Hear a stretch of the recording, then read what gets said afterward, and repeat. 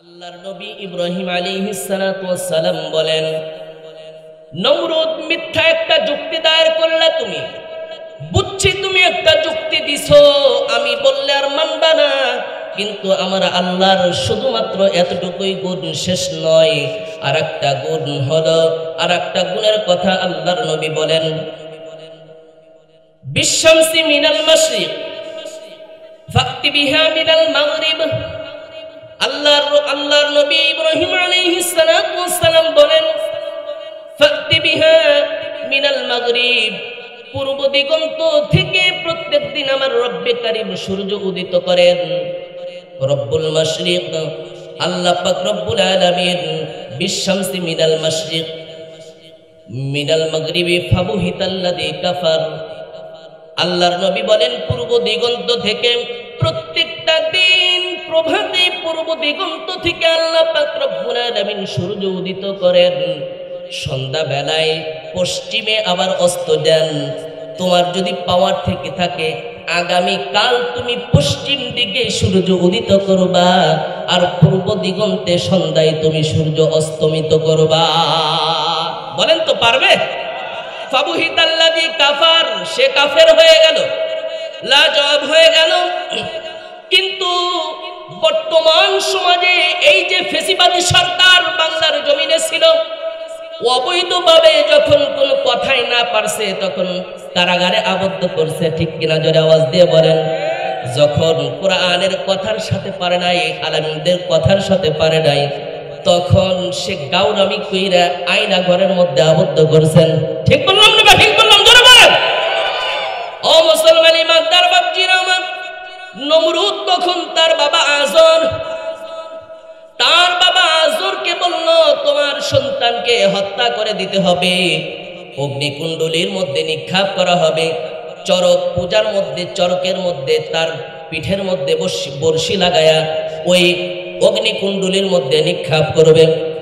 উলঙ্গ অবস্থায় আহারে আমার নবী, আমার বাবা, আমার পিতা ইব্রাহিম খলিলুল্লাহকে উলঙ্গ করে অগ্নিকুণ্ডলীর মধ্যে নিক্ষেপ করা হলো।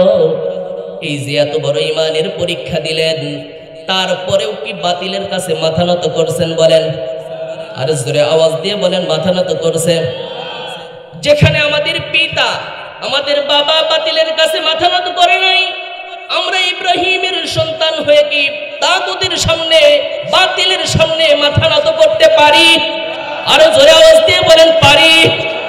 আব্বাজান হযরতে ইব্রাহিম আলাইহিস সালাতু ওয়াস সালামকে যখন অগ্নিকুণ্ডলীর মধ্যে নিক্ষেপ করা হলো, ও মুসলমান, অগ্নিকে আল্লাহ পাক রব্বুল আলামিন হুকুম করেন, কুল্লা ইয়া নারু কুনি বারদান ওয়া সালামান আলা ইব্রাহিম।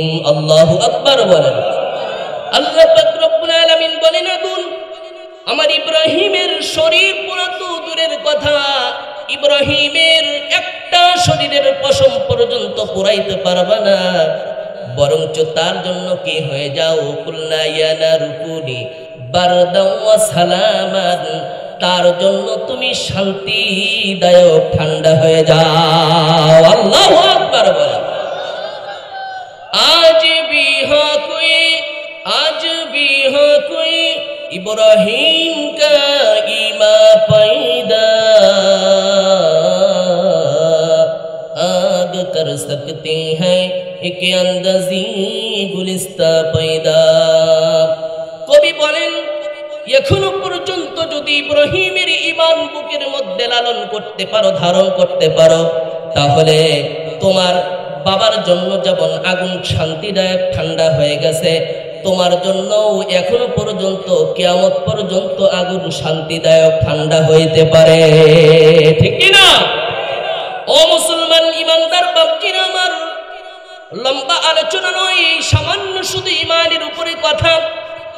আল্লাহ পাক রব্বুল আলামিন এই যে ঈমান রাখার কথা বলেছেন, ছোট্টবেলায় আমরা পড়েছি, মুক্তবের মধ্যে পড়েছি, আমানতু বিল্লাহ ওয়া মালাইকাতিহি ওয়া কুতুবিহি ওয়া রুসুলিহি ওয়াল ইয়াউমিল আখিরি ওয়াল কদরি খাইরিহি ওয়া শাররিহি মিনাল্লাহি তাআলা ওয়াল বা'সি বা'দাল মাউত পড়ছি কিনা?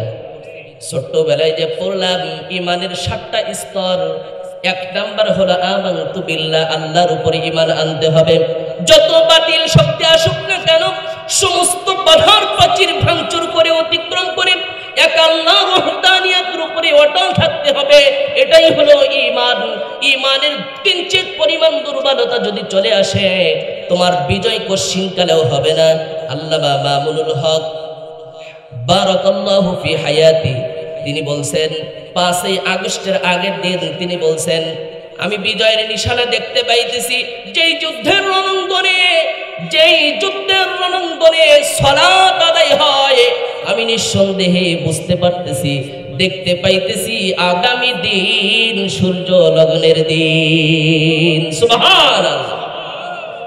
তিনি বলছেন যে যুবকরা এই যে যুদ্ধের ময়দানে রাস্তার মধ্যে সালাত আদায় করেছে, যারা মোবাইল ফোন চালান, বড় ফোন চালান, তারা হয়তো খবরের মধ্যে দেখেছেন ছাত্ররা কাতার ধরে ইমামতি করে নামাজ জামাতের সাথে নামাজ আদায় করেছেন, দেখছেন না? দেখেন নাই? তিনি বলছেন যেই যুদ্ধের রণাঙ্গনে নামাজ হয় সেই যুদ্ধ নিশ্চিত বিজয় দান করেন। সুবহানাল্লাহ। ও মুসলমান ইমানদার বাপজিরা আমার, আল্লাহর উপরে অগাধ বিশ্বাস, পূর্ণ আস্থার বিশ্বাসের উপরে যে ক্ষমতা এসেছে অপব্যবহার করেছে। এই অপব্যবহার ফিরাউন করেছিল, নমরুদ করেছিল, আল্লাহ পাক নাস্তানাবুদ করে দিয়েছেন।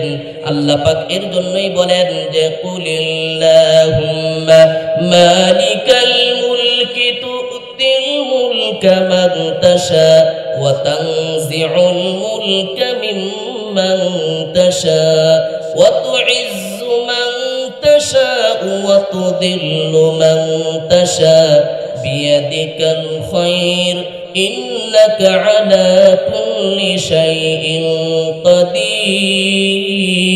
কাদির। আল্লাহু আকবার বলেন। ও মুসলমান ইমানদার, সূরাতুল আলী ইমরান 26 নম্বর আয়াতে কারিমার মধ্যে আল্লাহ পাক জানিয়ে দেন, নমরুদ আর ফিরাউন থেকে আবু জাহাল, আবু লাহাব, উতবা, শাইবা, ওয়ালিদ ইবনে মুগীরা কুখ্যাত সন্ত্রাসদের থেকে শিক্ষা গ্রহণ করো। আমি আল্লাহ পাক যেমন ভাবে মুলকের বাদশাহী দিয়েছি, তেমনি আবার মুলকের বাদশাহীর থেকে নাস্তানাবুদ করে আমি আল্লাহ পাক মুলকের বাদশাহী সিনায় নিয়া ক্ষমতা সিনায় নিতেও আমার কিন্তু দেরি লাগবে না। আল্লাহ পাক বলেন ইজ্জত যেরকম দিয়েছি বেইজ্জতি করতেও আমি পারি, কিঞ্চিত সময় লাগবে না। যেরকম ইজ্জতের চেয়ারে বসিয়েছিলেন, আল্লাহর নাফরমানি করেছেন, উলামায়ে কেরামের সাথে দুর্ব্যবহার করেছেন, কোরআনের পাখীদের সাথে দুর্ব্যবহার করেছেন, যার জন্য আল্লাহ পাক রব্বুল আলামিন তাকে এক কাপড়ে নিজের দেশ থেকে পালাইতে বাধ্য করেছে। ঠিক কি না? ও মুসলমান ইমানদার বাপজিরা আমার, ভুলে গেলে চলবে না। আওয়ামী লীগ সরকারের যে প্রধানমন্ত্রী দেশ থেকে পলায়ন করলেও তার কিছু ছাত্রা মাসরা ছুটা আছে না? নাই। তারা ইসলামের ষড়যন্ত্র করবে, তারা কোরআনের বিরোধিতা করবে, তারা আলেমদের বিরোধিতা করবে। আমরা বলতে চাই যে এখনো যদি ওই সমস্ত ব্যক্তিরা মুরগি চোরা শাহরিয়ার কবির আর ইনুয়ার মেনু এদের মতো, টাকলা মুরাদের মতো যদি কেউ কোনো নাস্তিক আবার মাথা চারা দিয়ে উঠো, আমরা ওই সমস্ত মাথা ছেটে ফেলতে দ্বিধাবোধ করব না। ঠিক কিনা? জোরে আওয়াজ দিয়ে বলো। বিপ্লব মানে জীবন দিয়া বসে থাকা নয়, সে কোনো দিন আসবে না রে করো যদি ভয়। ঠিক কিনা? বিপ্লব মানে জীবন দেয়া বসে থাকা নয়, সে কোনো দিন আসবে না রে করো যদি ভয়। আসবে বিজয় রক্ত আর জীবনের বিনিময়, আসবে বিজয় রক্ত আর জীবনের বিনিময়। বিপ্লব মানে জীবন দেয়া বসে থাকা নয়, সে কোনো দিন আসবে না রে করো যদি ভয়। আপনাদের খারাপ লাগতেছে? মাঝে মাঝে যে গজল বলতেছি খারাপ লাগতেছে? যদি গজল বলতে নিষেধ করেন শুধু বয়ান করবো। আল্লাহ পাক রব্বুল আলামিন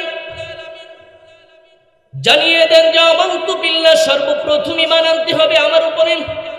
যত বাধা বিপত্তি আসুক না কেন সমস্ত কিছু উপেক্ষা করে আল্লাহর উপর ঈমান আনতে হবে।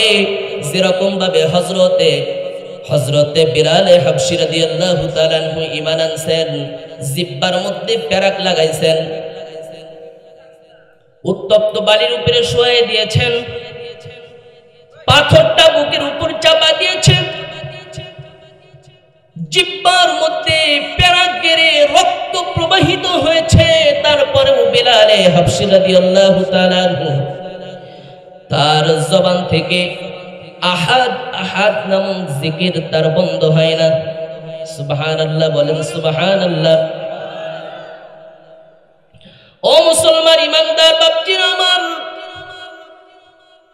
হযরতে বিলাল হাবশী রাদিয়াল্লাহু তাআলা আনহু তার আম্মা বলেন, বিলাল, উমাইয়া ইবনে খলফ তোকে এত নির্যাতন চালাইতেছে, তোর জিহ্বার মধ্যে পেরাক গেড়েছে বিলাল, তারপরেও তুই কেন আহাদ নামের জিকির ছাড়স না?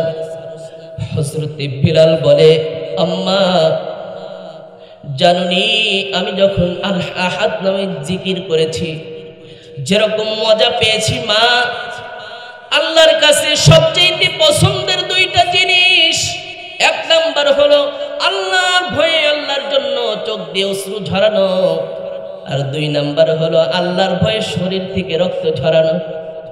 ও মা, আল্লাহর জন্য দুইটা জিনিস একত্রিত হয়ে চোখের পানি আর রক্ত দুইটা একত্রিত করে আল্লাহ নামক জিকির যে আমি করতেছি মা, পূর্বে যেরকম মজা পেয়েছি তার চাইতে লক্ষ লক্ষ কোটি কোটি গুণ বেশি মজা আমি এখন অনুভব করতেছি। আল্লাহ আল্লাহ আল্লাহ আল্লাহ আল্লাহ, লা ইলাহা ইল্লাল্লাহ, লা ইলাহা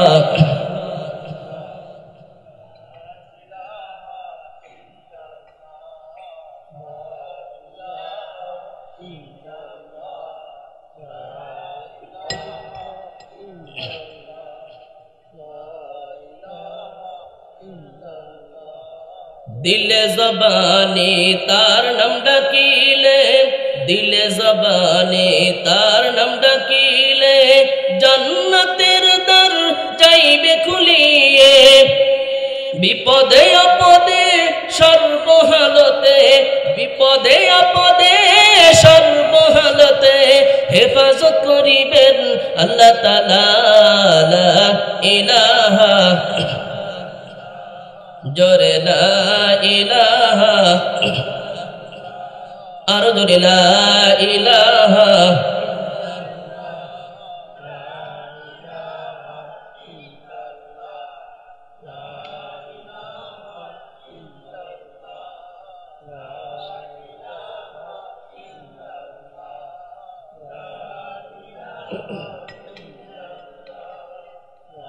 লা ইলাহা ইল্লাল্লাহ মুহাম্মাদুর রাসূলুল্লাহ। হযরতে বিলাল হাবশী বলে, আম্মা জানো উমাইয়া যে আমার উপর নির্যাতন চালাইছে, এই নির্যাতনের পূর্বে আল্লাহ নামের জিকির করে যেমন মজা পাইছি, তার চাইতে সে মজা আর কি মজা, আমি তো মজাই পাই নাই তখন, এখন যে মজা পাইতেছি মা, এই মজা আর ভোলার মতো নয়, আল্লাহকে আমি কখনোই ভুলতে পারবো না। সুবহানাল্লাহ, এটা হলো ঈমান।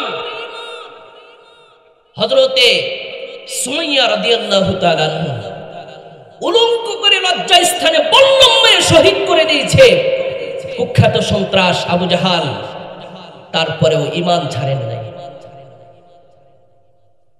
মুসলমান ভাইরানি আমার কথাগুলো দিল দিয়ে বুঝবেন।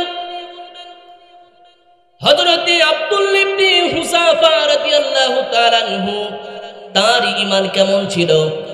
হযরতে আব্দুল্লাহ ইবনে হুযাফা রাদিয়াল্লাহু তাআলা আনহু একটা দলের কমান্ডার, আমির, রোম সাম্রাজ্য স্বাধীন করার জন্য যুদ্ধের রণাঙ্গনে গিয়েছেন। খলিফাতুল মুসলিমিন হযরত ওমর ইবনুল খাত্তাব রাদিয়াল্লাহু তাআলা আনহুর জামানা তখন। ওমর ইবনুল খাত্তাব রাদিয়াল্লাহু তাআলা আনহু সকলকে এক একজনকে এক এক সেক্টরে কাজ দিয়ে পাঠিয়ে দিয়েছেন। রোম সাম্রাজ্যের বাদশা তখন তার সৈন্যদেরকে বলেছে, মুসলমানদের ঈমান বড় মজবুত, আমি একটু তাদের ঈমান দেখতে চাই। যে কোনো উপায়ে একটা দলকে তোমরা বন্দী করবা, মারবা না, আমাকে পর্যন্ত নিয়ে আসবা। দিল দিয়ে শুনবেন, আব্দুল্লাহ ইবনে হুযাফা রাদিয়াল্লাহু তাআলা আনহু ঘটনাক্রমে তার দলটা কয়েকজন লোক নিয়ে ধরা পড়ে যায়, রোম সাম্রাজ্যের সৈন্য সামন্তদের হাতে ধরা পড়ে যায়, বন্দী হয়ে যায়। বাদশার কাছে নিয়ে যাওয়া হলো। তারা মনে করেছে বাদশাহ হয়তো তাদের সবগুলোর উচ্ছেদ করবে, কিন্তু বাদশাহ বলে, আব্দুল্লাহ, এই এর মধ্যে তোমার দলের মধ্যে কে কমান্ডার, কে আমির? বলে, আমি এই দলের মধ্যে আমির। আসো তুমি আমার পাশে এসে একটু বসো। তার হতভম্ব হয়ে গেল যে তাকে শুলে চড়াবে, না হয় ফাঁসিতে চড়াবে, না হয় তার উচ্ছেদ করবে, কিন্তু তা না করে বাদশার নিকটে বসার জন্য বলতেছে। মতলব তো ভালো না। আব্দুল্লাহ ইবনে হুযাফাকে বাদশা বলে, আব্দুল্লাহ আসো আমার কাছে এসে বসো।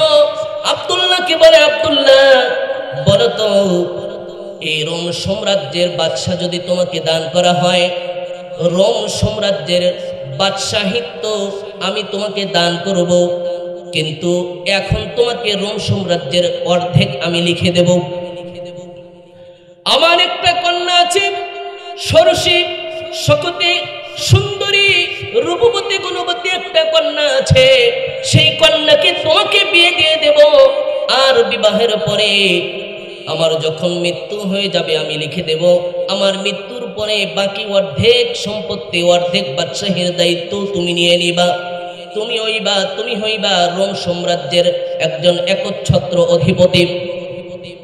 আব্দুল্লাহ, একটু হিসাব করে দেখো, তোমার ধর্ম ছেড়ে দিয়ে, ইসলাম ছেড়ে দিয়ে তুমি খ্রিস্টান ধর্ম অবলম্বন করবা, ঈমান ছেড়ে দিবা।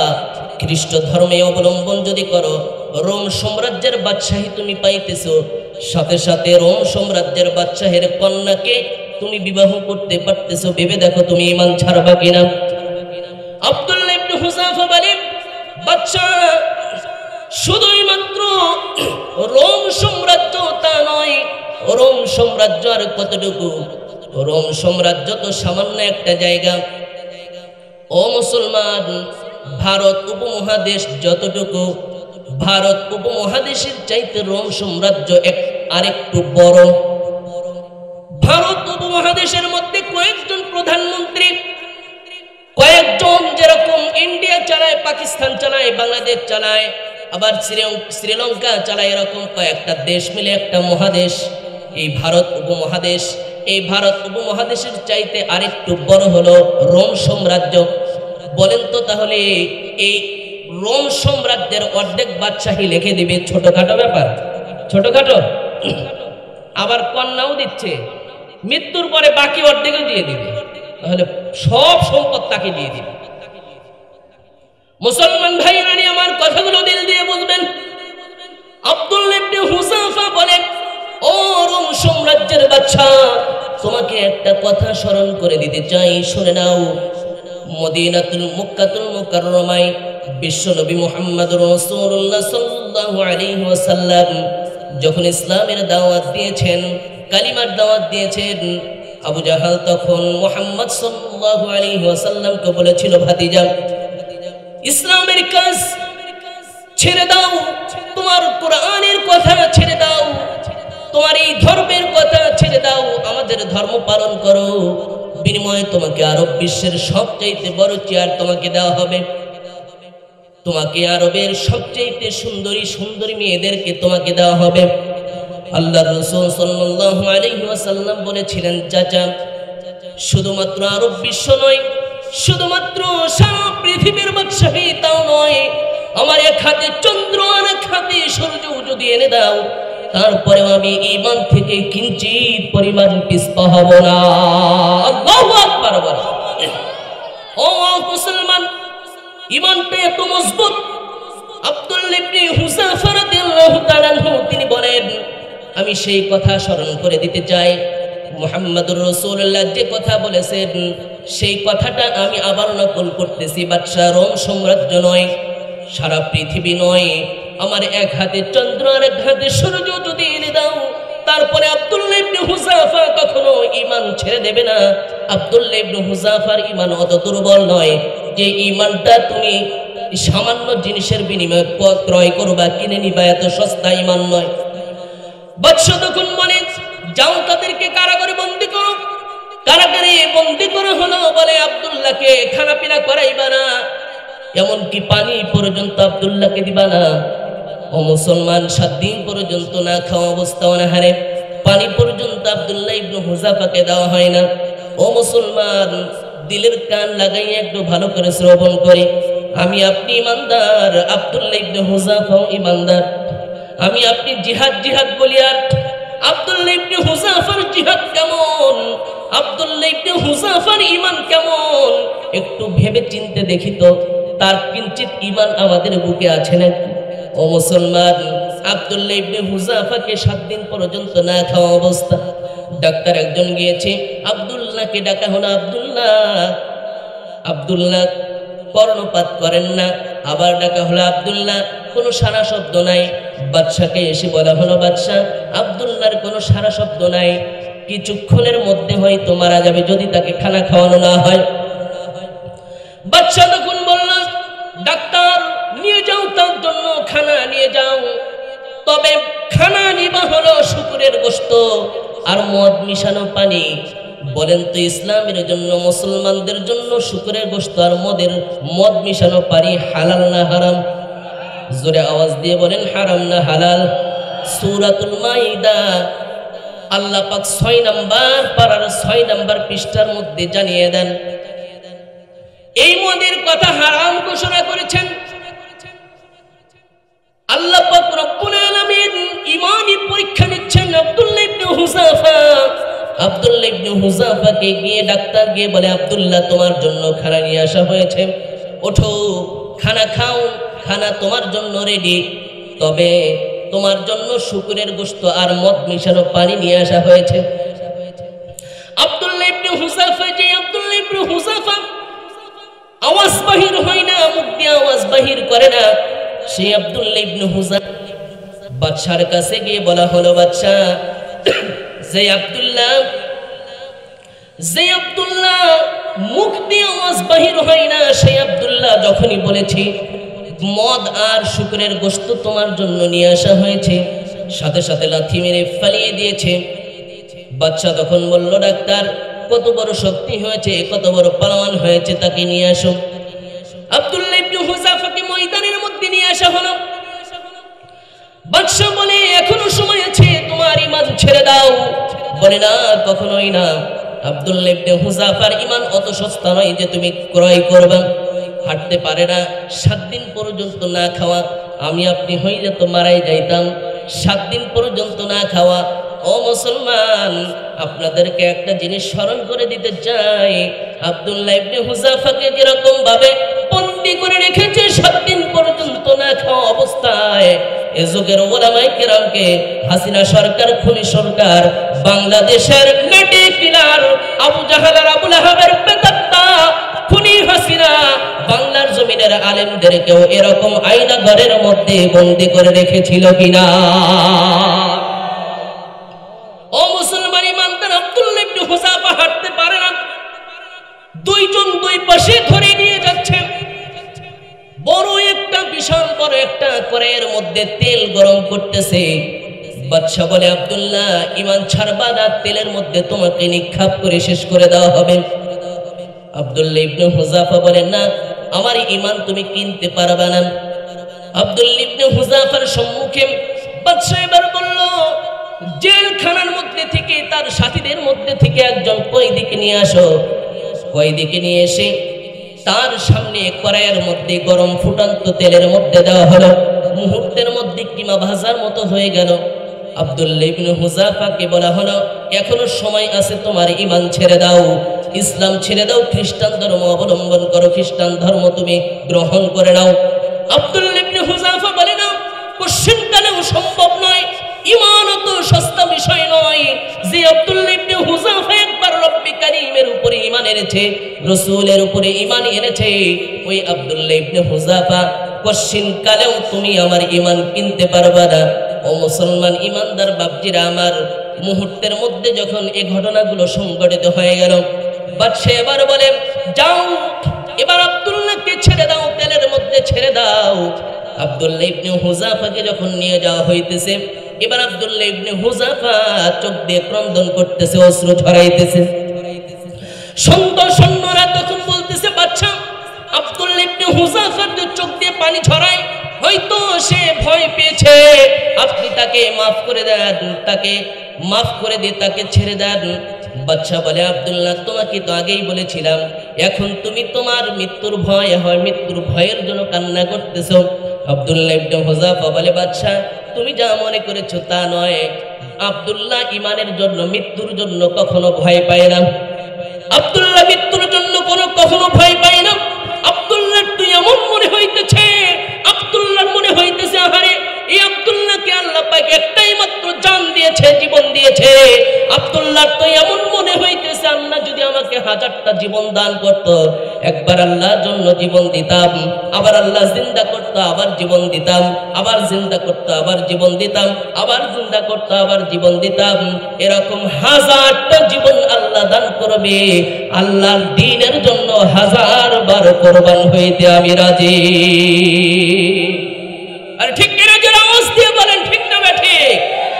মুসলমান, এই আব্দুল্লাহ ইবনে হুযাফার ঈমান কিঞ্চিত হলেও আছে না? কিঞ্চিত হলেও আছে না নাই? ও ঈমানদার বাপজিরা আমার, বদরের যুদ্ধের মধ্যে বিশ্বনবী মুহাম্মদুর রাসূলুল্লাহ সাল্লাল্লাহু আলাইহি ওয়াসাল্লাম যখন মুহাজির সাহাবীদের কথা শুনে তাকিয়ে আছেন, মুহাজির সাহাবীরা বলতেছেন, ওগো রাসূল, আপনার সামনে, আপনার পিছনে, আপনার ডানে বামে আমরা সর্বদাই আছি, আমরা যুদ্ধের জন্য প্রস্তুত। নবীজি কথা বলেন না। নবীজি চিন্তা করতেছেন, আমরা তো মক্কা থেকে হিজরত করে এখানে এসেছি, মুহাজির সাহাবী বললে কাজ হবে না, এখানকার স্থানীয় লোক আনসার সাহাবী যতক্ষণ পর্যন্ত আমাকে না বলবে ততক্ষণ পর্যন্ত আমি রায় দিতে পারি না। আল্লাহর রাসূল আনসার সাহাবীদের দিকে তাকিয়ে আছেন। আনসার সাহাবীদের মধ্যে থেকে একজন দাঁড়িয়ে বলতেছে, ওগো রাসূল, আপনি কিঞ্চিত পরিমাণ সংকোচ বোধ করবেন না। মুহাজির সাহাবীরা যেরকম আপনার সাথে আছে, আনসার সাহাবীদের পক্ষ থেকে আমিও আপনাকে বলতেছি, আনসার সাহাবীরাও সামনে, আপনার সামনে পিছনে ডানে বামে সর্বদাই আপনার জন্য আছে, মোকাবেলা করবে, দ্বীনের জন্য মোকাবেলা করবে, বাতিলের সাথে মোকাবেলা করবে। জীবন থাকতে, প্রাণ থাকতে পিছপা হব না।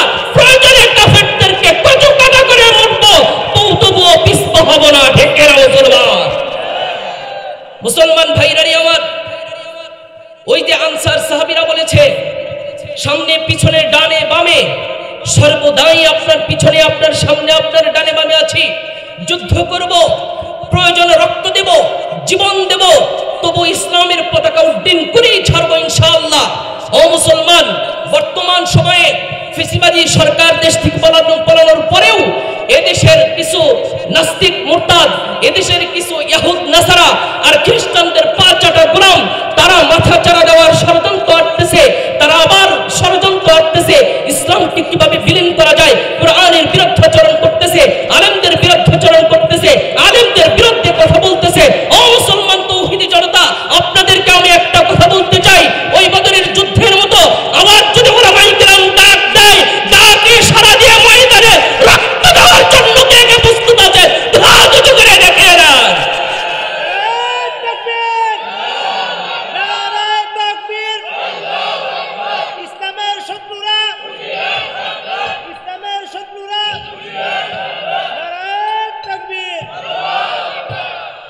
জাগো জাগো জাগো জাগো মুসলমান, হও বাতিলের জং, শুধু 313 জন মুজাহিদ থাকলে বিশ্বটা জয় সম্ভব। ঠিক না?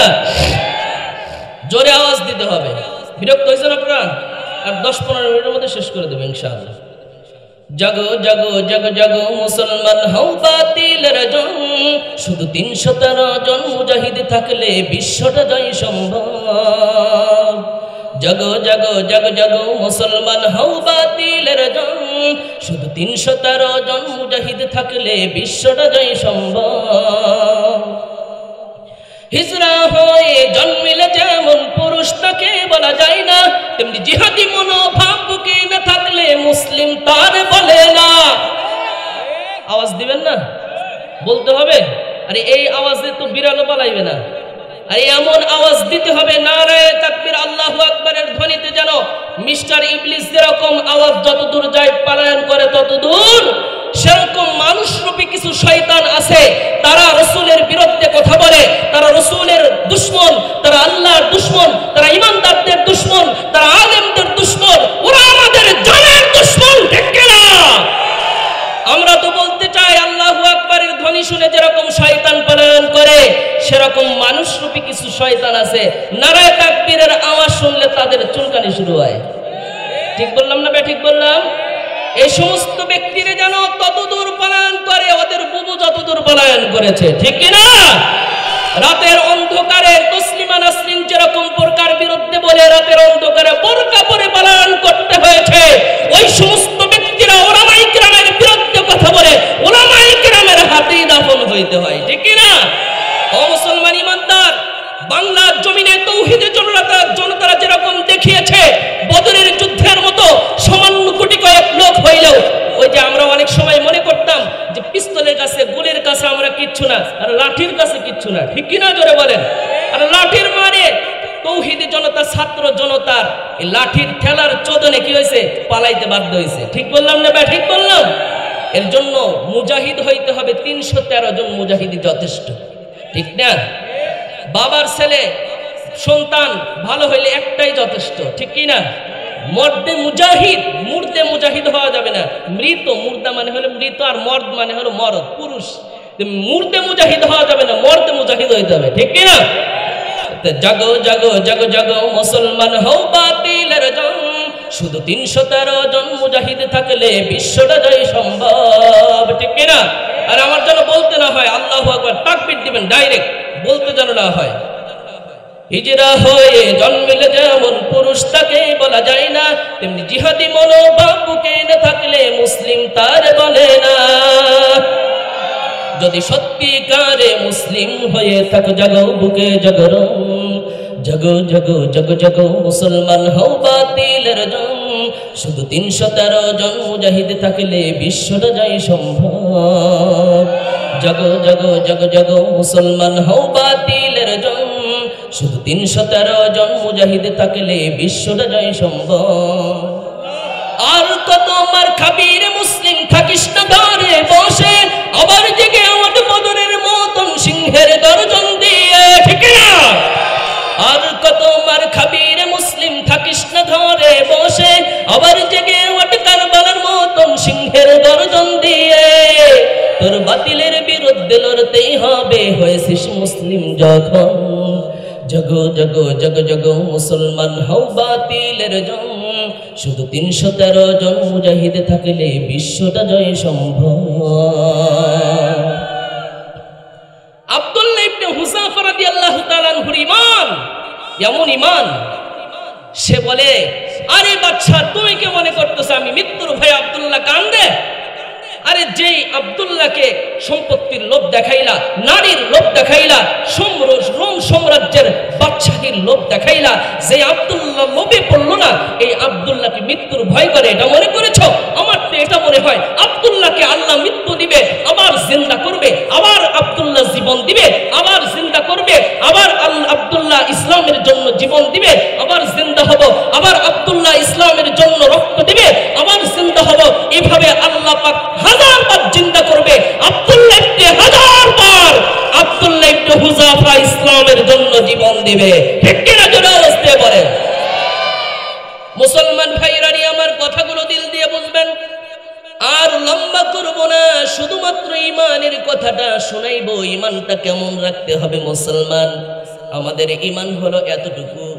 আমাদের ঈমান কেমন? আমাদের ঈমান আমাদের জান, আমাদের মাল, আমাদের সন্তান, স্ত্রী, পিতা মাতা এর চাইতে রসুলকে বেশি ভালোবাসতে পারছি? বলেন পারছি? তাহলে কিসের ঈমানদার হইছি? কিসের ঈমানদার হইছি? হযরত আব্দুল্লাহ ইবনে হুযাফা রাদিয়াল্লাহু তাআলা আনহু তাকে রোম সাম্রাজ্যের বাদশা বলে, না না, অনেক সময় মৃত্যুবরণ করলেও সে বিজয় হয়ে যায়। রোম সাম্রাজ্যের বাদশা বলে, না, তাকে মৃত্যু দেওয়া যাবে না, মৃত্যু হইলেও সে বিজয় বরণ করবে, বিজয়ের মালা পরবে। এর জন্য রোম সাম্রাজ্যের বাদশা বলে, আব্দুল্লাহ, তোমাকে ছেড়ে দেব, তোমার সাথী সঙ্গীদের সকলকে ছেড়ে দেব, বিনিময়ে তুমি আমার কপালে, এক মতে আসছে আমার কপালে একটা চুম্বন করবা, আর এক মতে তোমার কপালে আমি একটা চুম্বন করব, বিনিময়ে তোমার সাথীদেরকে আমি ছেড়ে দেব। আব্দুল্লাহ ইবনে হুযাফা বলে, নিজের জন্য তো নয়, ইসলামের মুজাহিদ মুসলমানদেরকে ছাড়ানোর জন্য এতটুকু শর্ত, সমস্যা নাই। আব্দুল্লাহ ইবনে হুযাফা রাদিয়াল্লাহু তাআলা আনহু কাজটা সংগঠিত করে আব্দুল্লাহ ইবনে হুযাফা সাথীদেরকে নিয়ে বীরের বেশে ওমর ইবনুল খাত্তাবের নিকটে চলে যায়। সুবহানাল্লাহ। ও মুসলমান ইমানদার বাপজিরা আমার, আমরা তো রাসূলকে ভালোবাসতে পারি নাই, আল্লাহকে ভালোবাসতে পারি নাই, যার জন্য মুরগি চোরা শাহরিয়ার কবির আর হাসানুল হক এনোয়ার মেনন আর টাকনা মুরাদ এদের মতো যে খ্রিস্টানদের মতো যে নাস্তিক, এরা যে আল্লাহর বিরুদ্ধে কথা বলে, কোরআনের বিরুদ্ধে কথা বলে, ওলামায়ে কেরামের বিরুদ্ধে কথা বলে, আমরা তার বিরুদ্ধে কথা বলতে পারি না, এটাই ঈমানের দুর্বলতা। ও মুসলমান ইমানদার বাপজিরা আমার, মনে করেছেন যে এখন শুধু কথা বলতেছি, এই যে ওপেন কথাগুলো বলতেছি, সার্চ দিয়ে দেখবেন ওলামায়ে কেরামের যখন ফেসিবাদী সরকার ছিল তখনও এরকম হক কথা তারা বলছে, ঠিক কিনা? যার জন্যই তো টার্গেট করে শুধুমাত্র আল্লামা দেলোয়ার হোসেন সাঈদীর জন্য দোয়া করে কারাগার পর্যন্ত যাইতে হয়েছে। মনে করেছেন শুধুমাত্র দোয়া ইস্যু, তা নয়, আগে থেকে তারা ইস্যু করে, এটা ইস্যু তারা টার্গেট করে, আগে থেকে টার্গেট করে এটা ইস্যু করে গ্রেফতার করেছিল। ও মুসলমান, একটা শুধু কথা দিলকে বুঝদান করি, বুঝ দেই, ইমানের জন্য, ইসলামের জন্য, দ্বীনের জন্য আম্বিয়া কিরাম, সাহাবায়ে কিরাম, ইমামগণ তারা আবদ্ধ হয়েছে। রাসূল করিম সাল্লাল্লাহু আলাইহি ওয়াসাল্লাম শিয়াবে আবি তালিবে কারাবদ্ধ ছিল, আবার অনেক সাহাবায়ে কেরামরা কারাবদ্ধ ছিল, আব্দুল্লাহ ইবনে হুযাফা কারাবদ্ধ ছিল, হযরত ইমাম আযম আবু হানিফা রাহিমাহুল্লাহ কারাবদ্ধ ছিল, আহমদ ইবনে হাম্বল রাহিমাহুল্লাহ তিনিও কারাগার বরণ করেছে। ও মুসলমান, এটা নবীর সুন্নাত, সাহাবায়ে কেরামের সুন্নাত, আল্লাহ পাক একবার হলেও সুন্নাত আদায় করাইছেন। এই সুন্নাতটা চাইলেই কিন্তু কেউ পারে না, পারে? আর মিষ্টি খাওয়ার সুন্নাত তো সবাই পারে, কিন্তু জেলে যাবে, কারাগারে আবদ্ধ হবে, জালিমের জুলুমের শিকার হবে, এই সুন্নাত পালন সকলে চাইলেই আদায় করতে পারে না। ঠিক বললাম না বে? ঠিক বললাম? যেরকম আল্লামা 13টা বছর পর্যন্ত সে নির্যাতন সয়ে গেছে, আর মৃত্যুর আগের দিন কি হাস্যোজ্জ্বল চেহারা, দিলটা ভরে গিয়েছিল আহারে, কিন্তু পরের দিনই সরে গেল, দুনিয়া থেকে বিদায় করে দেওয়া হয়েছে, পরিকল্পিতভাবে তাকে বিদায় করা হয়েছে, তাকে শহীদ করে দেওয়া হয়েছে। হযরতে মুহাম্মদুর রাসূলুল্লাহ সাল্লাল্লাহু আলাইহি ওয়াসাল্লামকে যেরকম ভাবে গোস্তের টুকরার সাথে বিষ মিশায়া পান করানো হয়েছে, খাওয়ানো হয়েছিল, জানেন না ইতিহাস? সেই বিষ ক্রিয়া মৃত্যুর সময় আল্লাহ রাসূল বলেন, আমার মৃত্যুর সময় ওই যে বিষ গোস্তের সাথে মিশায়া খাওয়াইছিল, মৃত্যুর সময় আমি ওই বিষ ক্রিয়া অনুভব করতেছি। আল্লাহ রাসূল বলেন যে এটাও হুকমি শহীদি মর্যাদা আল্লাহ দান করছেন। সুবহানাল্লাহ। তা আল্লামা দেলোয়ার হোসেন সাঈদী, তাকেও আল্লাহ পাক রব্বুল আলামিন বিষের মাধ্যমে এই যে মারছেন, যে আল্লাহ পাক হুকমি শহীদি মর্যাদা আল্লাহ তাকে দান করছেন। সুবহানাল্লাহ। আমরা বলি আল্লাহর কাছে আবদার হলো আল্লাহ পাক যেন তার শহীদ মর্যাদাকে আরো ত্বরান্বিত করেন, বলেন আমিন। আরো জোরে আওয়াজ দিয়ে বলেন আমিন। আমরা তো রাসূলের বিরুদ্ধে কথা হলে, রাসূলের বিরুদ্ধে কটূক্তি করলে, রাসূলের ব্যঙ্গচিত্র করলে আমরা ময়দানে নামি না, আমরা তার বিরুদ্ধে কথা বলি না, আমরা তার বিরুদ্ধে অবস্থান নেই না, এটার দ্বারাই বোঝা যায় রাসূলকে আমাদের জানের চাইতে বেশি ভালোবাসতে পারি না। ঠিক বললাম না ভাই? ঠিক বললাম? রাসূলকে আমরা ভালো সেইভাবে বাসতে পারি নাই। তো আল্লাহ পাক রব্বুল আলামিন, রাত অনেক হয়ে গেছে, আল্লাহ পাক রব্বুল আলামিন আল্লাহকে এবং আল্লাহর রাসূলকে সেইভাবে ভালোবাসার তৌফিক দান করেন। সকলে বলি আমিন। ঈমান, আল্লাহ পাক এমন ঈমান রাখার তৌফিক দান করেন যেই ঈমান নিয়ে যুদ্ধের রণাঙ্গন থেকে ফিরে আসবো না, প্রয়োজনে শহীদ হব না, গাজী হয়ে ফিরবো। ঠিক কিনা যারা বুঝতে বলে। আর তৌহিদি জনতা, এই যে আজকে মাহফিলটা, এই মাহফিলটা ছাত্ররা, যুবকরা চাইলে গানের প্যান্ডেল করতে পারতো না বলেন? তারা সেই যে মাহফিলটা করছে, কোরআনের দর্শ দেওয়াইতেছে, কোরআনের কথাগুলো শোনাইতেছে আপনাদের, এটা ভালো কাজ না মন্দ কাজ? অনেক জায়গার যুবকেরা এই গানের এই যে গত সপ্তাহে রংপুর গিয়েছিলাম, রংপুর মিঠাপুকুর, ওইখানে প্রাইমারি স্কুল মাঠে যাত্রার প্যান্ডেল, যাত্রার প্যান্ডেল উঠায় দিয়ে যুবকরা ওইখানে মাহফিল করে। আলহামদুলিল্লাহ, আলহামদুলিল্লাহ। ওখানকার এক মর্দে মুজাহিদ সভাপতি ছিল, আমার এখানে ডান পাশে মুরব্বীর মতো এভাবে বসেছিল। তিনি বলতেছে, হুজুর এই মাঠে আজ 15 বছর হলো মাহফিল হয়, 15 বছর আমাদেরকে ঢোকারও সময় দেয় নাই। কি করে? ইসলামী দল করে, ছাত্র আন্দোলন করে, ইসলামী আন্দোলন করে, যার জন্য আওয়ামী লীগ সরকারের এই পেতাত্তাগুলো, এই নাস্তিক মুর্তাদার হুদ্দাদের পাঁচটা গোলামগুলো কোরআনের মাহফিলে পর্যন্ত আসতে দেয় নাই। এই আবু জাহাল, আবু লাহাবের পেতাত্তাগুলো উলামায়ে কেরামদেরকে যেইভাবে নাস্তানাবুদ করেছে, যেইভাবে অপমান অপদস্থ করেছে, যেইভাবে তাদেরকে এরকম মাহফিলে কথা বলতেছে, কথা বলতে বলতে বাধা দিচ্ছে। দেখেন নাই আপনারা? এদের সম্পর্কে সূরাতুল কলামের মধ্যে আল্লাহ বলছেন, উতুল্লিম বা'দা যালিকা জানিম। এই আয়াতে কারিমা নাযিল করছেন ওলীদ ইবনে মুগীরা। তিনি যখন রাসূলকে গালি দিয়ে ফিরে আসতেছে, আল্লাহ রাসূল বলছে, তোর জন্মের ঠিক নাই। আল্লাহ রাসূল যেটা বলে তাকে বিশ্বাস নাও করলে তার কথা যে সত্য, কাফেররা এটা মানত। তখন বলছে, এই মুহাম্মদ বলছে তোর জন্মের ঠিক নাই, তোরা মায়ের কাছে যে এখনই জিগাইবি, সত্য হতে পারে। আল্লাহু আকবার বলেন, আল্লাহু আকবার। মায়ের কাছে যা শুনছে, বলে হ্যাঁ, তোমার জন্ম তোমার পিতার দ্বারা বৈধ সন্তান, তুমি না অবৈধ সন্তান। তো এই আয়াতের মারসা হলো, যারা উলামায়ে কিরামকে আঘাত করে, যারা হক কথা বলে তাদের বিরুদ্ধে কথা বলে, যারা কোরআনের কথা বলে তাদেরকে গালমন্দ করে, তাদেরকে গায়ে আসর করে, গায়ে আঘাত করে, তারা তাদের জন্মের ঠিক নাই, তারাও তার সন্তান। ঠিক কিনা? রক্ত দিতে হবে, রক্ত ছাড়া কখনো ইসলাম বিজয় হয় নাই, বিজয় হবেও না। যেই ময়দানে রক্ত গিয়েছে সেই ময়দান বিজয় হয়েছে, কারবালার ময়দান বিজয় হয়েছে, বদরের ময়দান বিজয় হয়েছে, উহুদের প্রান্ত বিজয় হয়েছে। রক্ত যাবে তো আমাদের বিজয় নিশ্চিত। ও মুসলমান, তাওহীদি জনতা, আজকে যদি উলামায়ে কিরাম এই যে বাংলার জমিনে, এই যে ফ্যাসিবাদী সরকারের পেতাত্তা যেগুলো বাংলাদেশের জমিনে এখনো পর্যন্ত অবস্থান করতেছে, তারা যদি আর কোন রকমের কথা বলে, উলামায়ে কিরামের বিরুদ্ধে কথা বলে, কোরআনের বিরুদ্ধে কথা বলে, ইসলামী আন্দোলনকে বাধা দেওয়ার চেষ্টা করে, আমরা কোনো লীগও মানি না, কোনো দলও মানি না। যে কোরআনের পক্ষে থাকবে আমরা তার পক্ষে থাকবো। ঠিক না? যে কোরআনের কথা বলবে আমরা তাকে ভোট দেব। ঠিক বললাম না ভাই? ঠিক বললাম? ওই যে আইনুদ্দিন আল আজাদ রাহিমাহুল্লাহ তিনি বলছে, এবারের ভোট দেব ভাই কোন মানুষের, যে মানুষ পক্ষে থাকে আল কোরআনের। ঠিক না? আল কোরআনের পক্ষে যে থাকবে আমরা তাকে সমর্থন করব। কোরআনের বিরুদ্ধে যে অবস্থান নিবে আমরা তার বিরুদ্ধে অবস্থান নেব। উলামায়ে কিরামের বিরুদ্ধে যে কথা বলবে আমরা তার বিরুদ্ধে অবস্থান নেব। সে দল হোক আর লীগ হোক সেটা আমাদের দেখার নাই, সে কোন দলের হোক সেটাও আমাদের দেখার নাই।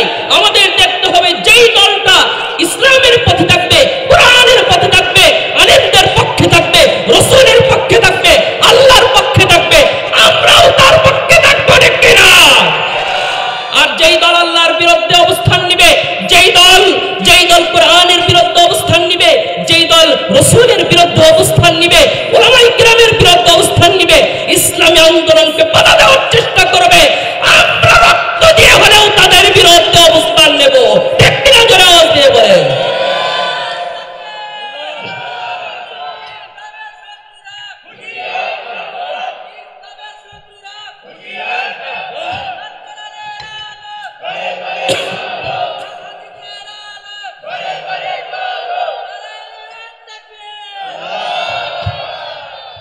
আজকে এই যে যুবক ছেলেরা যে মাহফিলটা করছে, আপনারা সহযোগিতা করছেন তো?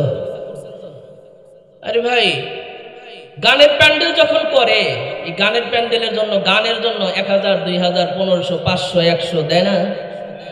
গুনাহ হয় না নাকি? হয়। আস্তে কোন লোক শুনবে, আস্তে কোন, কি হয়? গুনাহ হয়। গুনাহের কাজে অংশগ্রহণ করেন। এই ভালো কাজ করতেছে তখন অনেক কথা হয়, হ্যাঁ আবার মাহফিল দেওয়া লাগে, বলেন এরকম কত কথা বলে না? গানের প্যান্ডেল ছেড়ে যুবকরা মাহফিল দিচ্ছে, এটাও যাদের চুলকানি শুরু হয়, যাদের গায়ে লাগে, বুঝতে হবে ওদের জন্মে সমস্যা আছে। আর আস্তে করে বলেন, তাদের জন্মে কি আছে? তাদের জন্মেও সমস্যা আছে। কেন? উতুল্লিম বাদা যালিকা জানিম, যে কোরআনের বিপক্ষে কথা বলবে, যে ভালো কাজের বিরুদ্ধে কথা বলবে, তার জন্মের ঠিক নাই। তো ভাই, আমরা সহযোগিতা করব, এই মাহফিলের ধারা যেন চলতে থাকে, আমরা সকলেই সহযোগিতা করব ইনশাআল্লাহ। আল্লাহ পাক রব্বুল আলামিন আমাদের সকলকে মজবুত ঈমান রাখার তৌফিক দান করেন। হযরতে আব্দুল্লাহ ইবনে হুযাফার মতো, হযরতে হানজালার মতো, হযরতে সুমাইয়া রাদিয়াল্লাহু তাআলা আনহার মতো, হযরতে বিলাল হাবশী রাদিয়াল্লাহু তাআলা আনহুর মতো, তাদের মতো যেন পুক্তা ঈমান রেখে আল্লাহ পাক যেন মৃত্যুর দ্বার প্রান্তেও যেন ঈমানের পথে অবিচল থাকতে পারি, আল্লাহ পাক তৌফিক দান করেন। সকলে বলি আমিন। ঈমানের পথে অবিচল থেকে আমার মরণ যেন হয়, আমিন বলেন আমিন।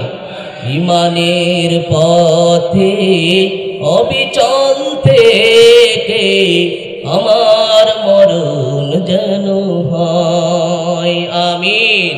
আল্লাহ পাক আজরাইল আলাইহিস সালাতু ওয়াস সালামের যখন সে মৃত্যুর ফেরেশতা যখন আমার সামনে দণ্ডায়মান হবে, আমি যেন ঈমানি হালতে তার হাতে যাইতে পারি, আল্লাহ পাক তৌফিক দান করেন। আল্লাহ এই গ্রামের মধ্যে, মহল্লার মধ্যে রহমত বরকত নাজিল করেন। যুবকদের এবং বাবাজিদের, মধ্যবয়সীদের, মা বোনদের সকলের হায়াতের মধ্যে বরকত দান করেন। সকলে বলি আমিন। আরো দিনের রাস্তায় বেশি বেশি করে শ্রম দিয়ে এবং খরচ করার তৌফিক দান করেন। আর যুবক ভাইদের ভালো কাজে উদ্বুদ্ধ হয়ে শুধু মাহফিল দিলেই চলবে না, 5 ওয়াক্ত নামাজ পড়তে হবে। নামাজ হলো প্রথম হাতিয়ার, ভাইরা আছেন না? নামাজ হলো প্রথম হাতিয়ার। ইন্নাল মুবাদ্দিরিনা, আল্লাহ পাক বলেন যে কুরআনুল কারীমের মধ্যে বলেন, নামাজ হলো ইন্না সালাতা তানহা আনিল ফাহশাই ওয়াল মুনকার। আল্লাহ পাক বলেন সমস্ত ফাহিশা কাজ থেকে বিরত রাখে নামাজ। নামাজ পড়বো না ইনশাআল্লাহ? আল্লাহ পাক আমাদের সকলকে 5 ওয়াক্ত নামাজ পড়ে বাবা মায়ের খেদমত করে যাওয়ার তৌফিক দান করেন। ওমা আলাইনা ইল্লাল বালাগ ওয়া আখিরু দাওয়ানা আলহামদুলিল্লাহি রাব্বিল। সে কোনো দিন আসবে না রে করো যদি ভয়, বিপ্লব মানে জীবন দেয়া বসে থাকা নয়। সে কোনো দিন আসবে না রে করো যদি ভয়, আসবে বিজয় রক্ত আর জীবনের বিনিময়, আসবে বিজয় রক্ত আর জীবনের বিনিময়। বিপ্লব মানে জীবন দিয়া বসে থাকা নয়। সে কোনো দিন আসবে না রে করো যদি ভয়, বিপ্লব মানে জীবন দিয়া বসে থাকা নয়। সে কোনো দিন আসবে না রে করো যদি ভয়। লড়াইয়ের ওই ময়দানেতে যেতে তোমাকে হবে, প্রয়োজনে সব রক্তটুকু জমিনেই ঢেলে দিবে, ঠিক না? লড়াইয়ের ওই ময়দানেতে যেতে তোমাকে হবে, প্রয়োজনে সব রক্তটুকু জমিনেই ঢেলে দিবে। তবুও তোমার লড়তেই হবে, মানিবে না পরাজয়। তবুও তোমার লড়তেই হবে, মানিবে না পরাজয়। বিপ্লব মানে জীবন দেয়া বসে থাকা নয়। সে কোনো দিন আসবে না রে করো যদি ভয়, বিপ্লব মানে জীবন দেয়া বসে থাকা নয়। সে কোনো দিন আসবে না রে করো যদি ভয়।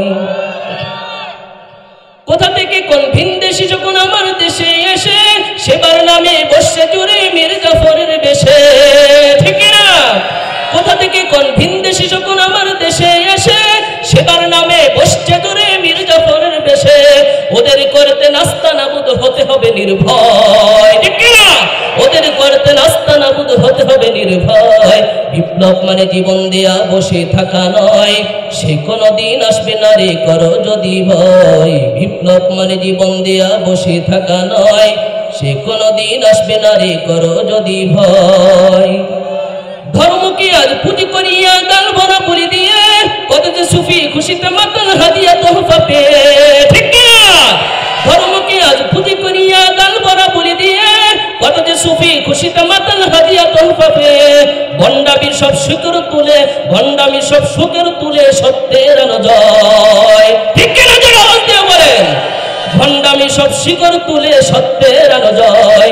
বিপ্লব মানে জীবন দেয়া বসে থাকা নয়, সে কোনো দিন আসবে না রে করো যদি ভয়। বিপ্লব মানে জীবন দেয়া বসে থাকা নয়, সে কোনো দিন আসবে না রে করো যদি ভয়।